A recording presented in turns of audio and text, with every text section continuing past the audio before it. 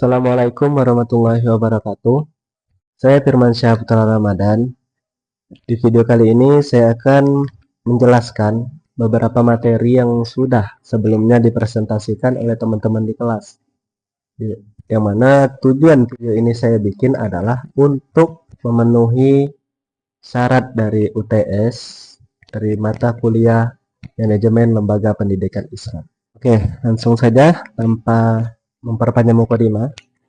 Sini pertama kita akan membahas yang pertama, yaitu adalah konsep dasar manajemen pendidikan Islam. Dalam judul ini, manajemen pada dasarnya adalah proses perencanaan, pengorganisasian, pergerakan, dan pengawasan untuk mencapai tujuan secara efektif dan efisien.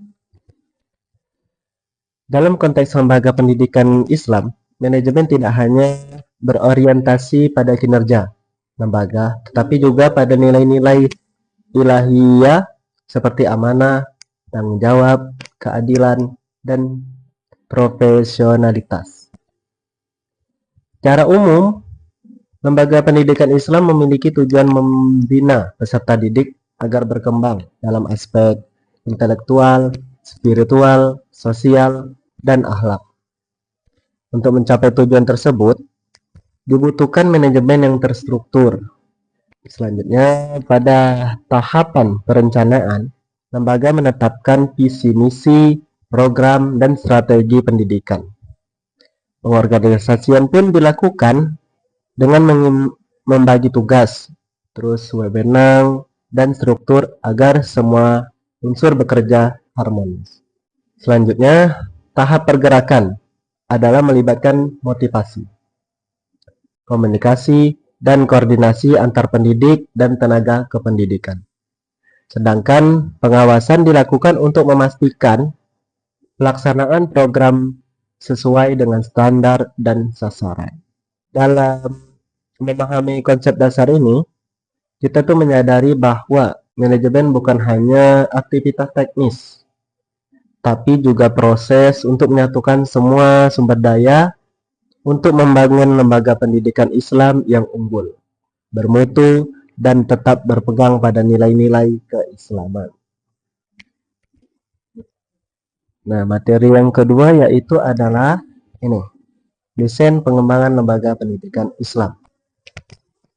Pengembangan lembaga sangat penting agar sekolah atau madrasah mampu menyesuaikan diri dengan perkembangan zaman, kebutuhan masyarakat, dan tuntutan kualitas pendidikan. Desain pengembangan pada dasarnya merupakan proses merancang arah kemajuan lembaga melalui evaluasi, perencanaan, implementasi, dan inovasi.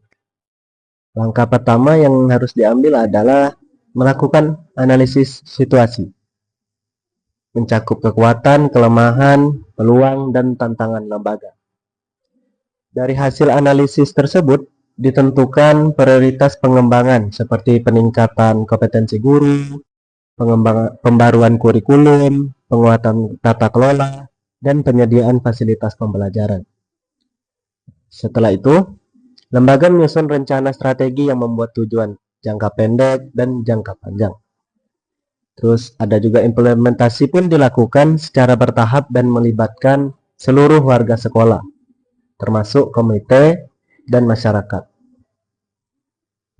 Terus evaluasi rutin kemudian dilakukan untuk melihat efektivitas program yang telah dijalankan. Dari desain pengembangan yang baik tidak lepas dari nilai keislaman seperti musyawarah, kerjasama, dan perbaikan berkelanjutan. Dengan demikian, lembaga pendidikan Islam dapat terus-menerus berkembang menjadi institusi yang berkualitas, adaptif, dan memberikan manfaat besar kepada masyarakat. Terus yang selanjutnya itu materi yang ketiga yang berjudul konsep manajemen kurikulum lembaga pendidikan Islam. Kurikulum merupakan jantung dari sebuah pendidikan, sebab dari kurikulum inilah arah pembelajaran dan perkembangan peserta didik ditentukan. Manajemen kurikulum mencakup sebuah proses perencanaan, penyusunan, implementasi, dan evaluasi kurikulum agar sesuai dengan tujuan dari lembaga tersebut. Dalam pendidikan Islam, kurikulum tidak hanya memuat aspek akademik, tetapi juga aspek akhlak, spiritual, dan penguatan keimanan. Pada tahap perencanaan, sekolah menentukan kompetensi inti, mata pelajaran, struktur kurikulum, serta pendekatan pembelajaran yang digunakan.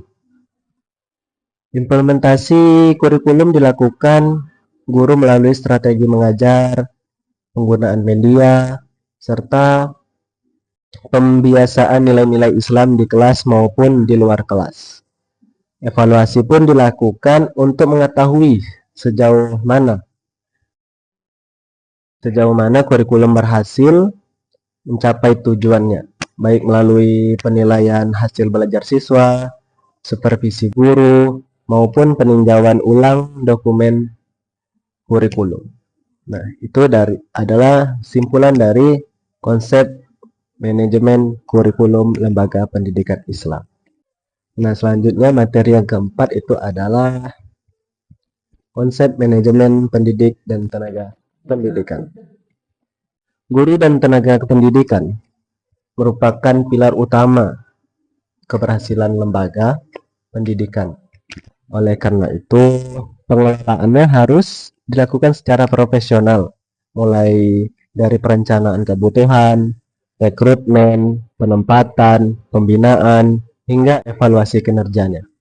Manajemen pendidikan meliputi peningkatan kompetensi guru, baik pedagogik, kepribadian, sosial, maupun profesional. Guru harus bisa dibina melalui pelatihan, workshop, supervisi, dan kegiatan mengembangkan diri lainnya. Sedangkan tenaga kependidikan seperti TU, operator, dan perpustakawan juga harus memberikan pembinaan agar dapat mendukung operasional sekolah secara maksimal.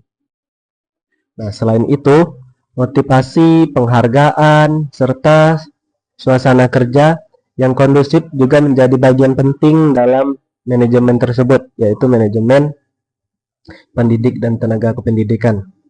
Karena dalam prinsip Islam, ini termasuk seperti keadilan, amanah, ihsan, dan menjadi dasar dalam memperlakukan seluruh SDM pendidikan. Itu adalah simpulan dari konsep manajemen pendidikan dan tenaga kependidikan. Terus yang kelima itu adalah konsep manajemen kesiswaan. Konsep manajemen kesiswaan. Nah, manajemen kesiswaan itu adalah pengaturan layanan terhadap peserta, baik mulai dari mereka masuk, belajar, berkembang, hingga lulus dari lembaga pendidikan tersebut. Tujuan utamanya adalah menciptakan suasana pendidikan yang tertib, aman, dan kondusif dalam rangka menunjang proses pembelajaran. Kegiatan dari manajemen kesiswaan ini itu meliputi dari penerimaan siswa baru, pengelompokan